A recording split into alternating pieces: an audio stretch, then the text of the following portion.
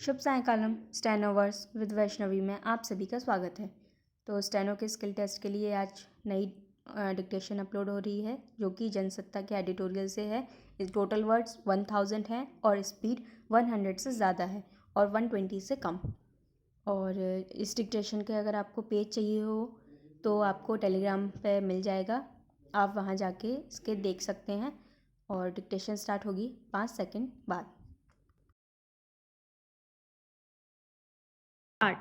कुछ साल पहले तक देश में बाघों की कम संख्या को लेकर चिंता जताना एक तरह से सिलसिला बन गया था। इसके मद्देनज़र बाघों के संरक्षण के लिए भी विशेष और लक्ष्य आधारित कार्यक्रम चलाए गए।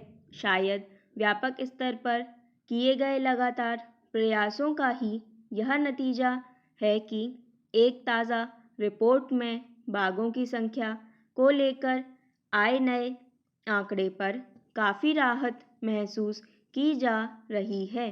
प्रधानमंत्री ने रविवार को बाघ परियोजना के 50 साल पूरे होने पर एक रिपोर्ट जारी की, जिसके मुताबिक 2022 में देश में बाघों की संख्या 3167 दर्ज की गई है, जबकि 2018 में यह संख्या 2967 थी। यानी 4 साल के दौरान बाघों की तादाद में 200 की बढ़ोतरी हुई। जाहिर है, इस पशु के जीवन के सामने जिस तरह के संकट मंडरा रहे हैं, उसमें इसके संरक्षण को लेकर किए गए उपायों से अब इसकी आबादी में लगातार इजाफा हो रहा है और चिंता के बरक्स एक स्तर पर संतोषजनक कामयाबी मिली है।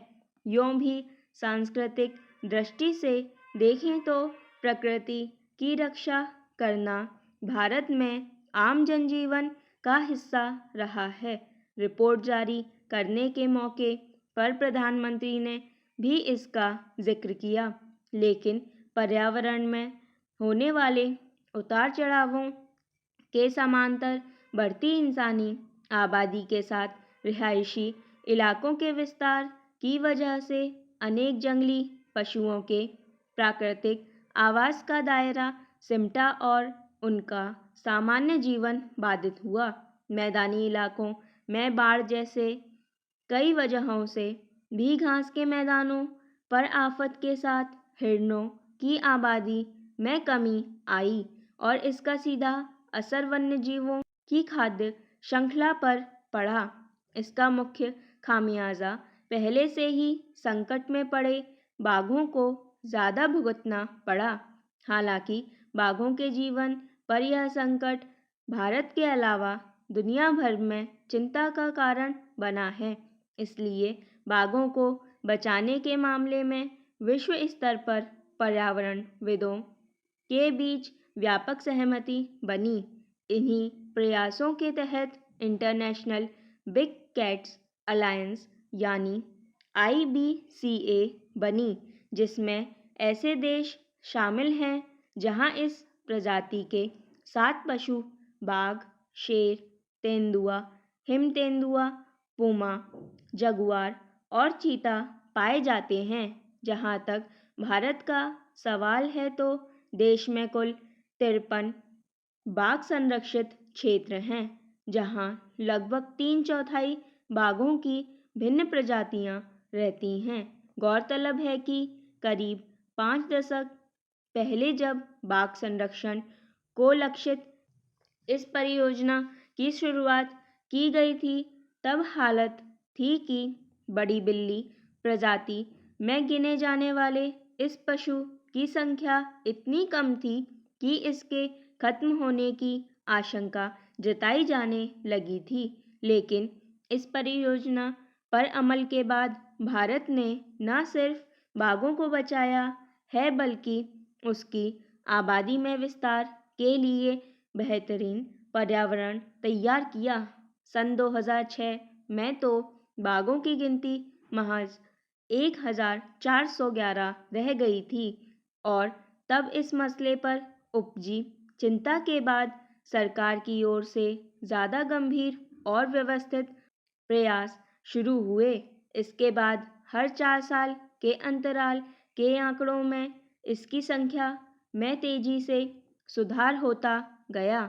अब नए आंकड़ों में बाघों की गिनती 3000 से ऊपर पहुंच जाने के बाद कहा जा सकता है कि देश में इस पशु के संरक्षण के लिए लागू योजना के तहत संतोषजनक उपलब्धि हासिल की जा सकी है। मगर यह ध्यान रखने की ज़रूरत है कि पर्यावरण से लेकर पर्यावास तक के मामले में बाघों का जीवन जिस तरह स्थानीय परिस्थितियों से अभिन्न है, उसे संतुलित बनाए रखना ज़रूरी है ताकि लंबे समय में हासिल इस राहत को कायम रखा जा सके। सत्ता प्रतिष्ठान की आलोचना स्वस्थ लोकतंत्र की पहचान मानी जाती है, मगर पिछले कुछ समय से सत्ताएं ऐसी अभिव्यक्तियों को लेकर असहज और आक्रामक नजर आने लगी हैं। महाराष्ट्र पुलिस ने एक गायक के खिलाफ इसलिए विभिन्न धाराओं में मुकदमा दर्ज किया है कि उसने अपने एक गीत में तथाकथित रूप से महाराष्ट्र सरकार और प्रशासन के विरुद्ध आपत्तिजनक टिप्पणी की है। यह सरकारों की असहनशीलता का नया प्रमाण है।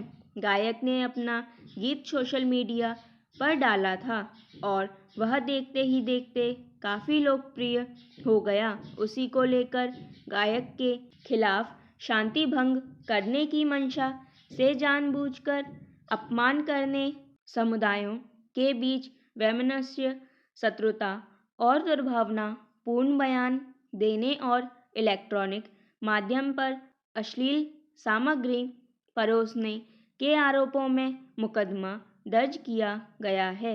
हालांकि अनेक लोगों का कहना है कि इस गाने में ऐसा कुछ भी नहीं है जिसे आपत्तिजनक कहा जा सके।